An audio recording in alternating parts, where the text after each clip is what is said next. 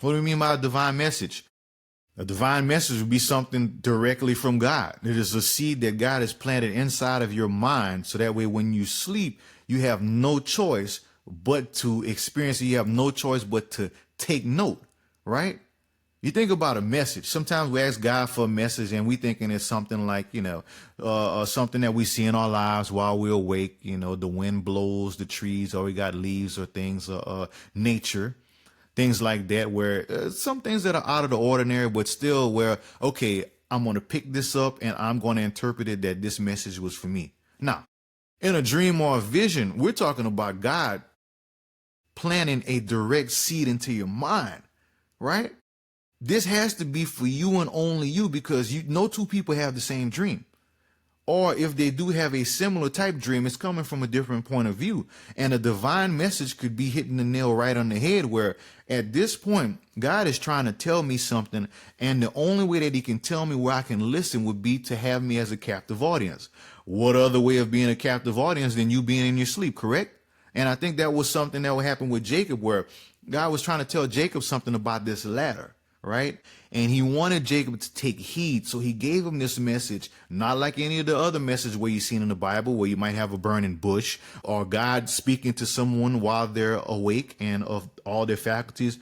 He had Jacob in his sleep. Right?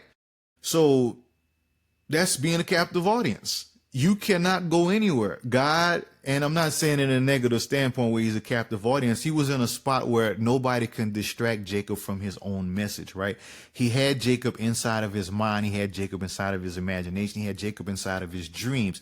And inside of your dreams, that's one of your most intimate areas inside your brain. It's one of your most intimate areas inside of your life and inside of your heart. So when God comes to you in a dream, you better believe that it's a divine message. That's something that you take heed to, because he's either telling you about yourself, what happened in the past, what's currently happening now, or he's giving you guidance on how to approach the future and to approach tomorrow. So when we put those things together, we have this linkage between dreams, God showing you something, to visions, God telling you something and directing you to something, to that divine message saying, once I get out of this dream, I got to go do X, Y, and Z, because this is the way that God laid it out. And God specifically told me and only me, and he stuck this message inside of my heart. So I think with all of us, we got to take heed to these divine messages in our lives, especially when we're crying out from points of despair, or we're crying out in parts of pain or anger or parts of uncertainty. We ask God for a message, and sometimes God is going to come to you in that point where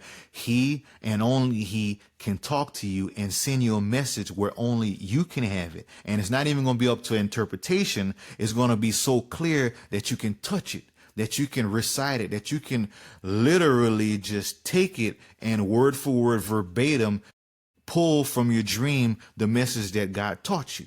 So dreams versus visions, right? One's more vivid. One provides you with purpose, while that dream provides you an escape, right? So you've got the escape from reality plus the direction of a plan or a message from God. And that's what Jacob was experiencing at this point.